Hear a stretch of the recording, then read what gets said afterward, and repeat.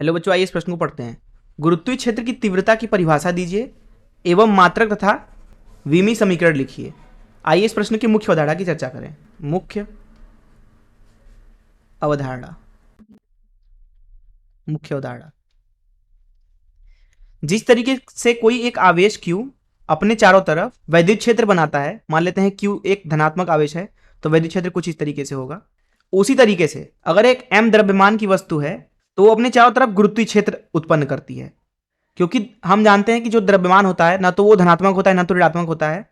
इसलिए गुरुत्वीय क्षेत्र की जो दिशा है वो सदैव ही नियत है, वो है बाहर से द्रव्यमान के अंदर की तरफ, कुछ इस तरीके से। अब किसी भी बिंदु, मान लीजिए कि P बिंदु है द्रव्यमान के बाहर, जो कि इस द्रव्यमान से मान लीजिए r दूरी पर है, वहां पे अगर आपको गुरुत्वीय क्षेत्र निकालना है अथवा गुरुत्वीय क्षेत्र की तीव्रता बतानी है, जिसको हम बोल देते हैं, मान लीजिए इधर की तरफ होगा G बोल देते हैं, तो अगर उसका मान आपको लिखना है तो इसकी परिभाषा कुछ इस तरीके से दी जाती है कि जो G होगा वो दरअसल होगा, जहां पे भी आपको निकालना है गुरुत्वीय क्षेत्र की तीव्रता, वहां पे आप एक द्रव्यमान रख दीजिए और फिर देखिए कि उसके ऊपर कितना बल लग रहा है।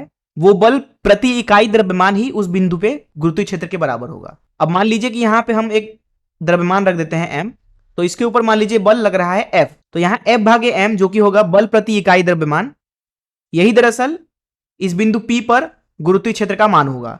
तो ये हो जाएगी गुरुत्वीय क्षेत्र की परिभाषा अथवा गुरुत्वीय तीव्रता की परिभाषा, बल प्रति एकांक द्रव्यमान। तो इस मुख्य अवधारणा से चलिए प्रश्न को हल करते हैं। यहां पर इस प्रश्न में बोला जा रहा है प्रथम भाग में परिभाषा, तो हमने मुख्य अवधारणा परिभाषा समझ लिया कि गुरुत्वीय क्षेत्र कुछ और नहीं बल्कि बल प्रति एकांक द्रव्यमान होता है। जितना ज्यादा बल प्रति एकांक द्रव्यमान होगा किसी जगह पे, उस जगह पे गुरुत्वीय क्षेत्र उतना ही ज्यादा होगा। तो जी का मान यहाँ पे लिखा गया है F भागे m के बराबर। अब अगर न्यूटन के समीकरणों को आप जानते हैं तो F का मान होता है द्रव्यमान गुणित त्वरण, त्वरण को लिखा जाता है F भागे m। आप ध्यान से देखें तो गुरुत्वीय क्षेत्र की जो तीव्रता होती है वो F भागे m है, अर्थात हम ये बोलेंगे कि किसी जगह पर अगर हम एक वस्तु रख दें तो गुरुत्वाकर्षण की वजह से उस वस्तु का जितना त्वरण होता है वही दरअसल होता है उस जगह पे गुरुत्वीय क्षेत्र की तीव्रता।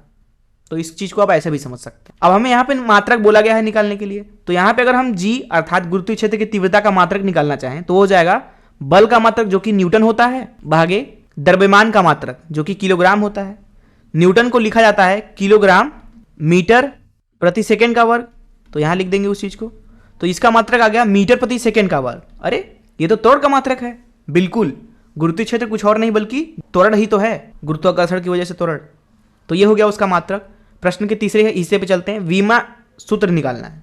तो यहां विमीय सूत्र निकालने के लिए जो गुरुत्वीय क्षेत्र है उसका विमीय सूत्र हो जाएगा मीटर का विमीय सूत्र भागे सेकेंड के वर्ग का विमीय सूत्र।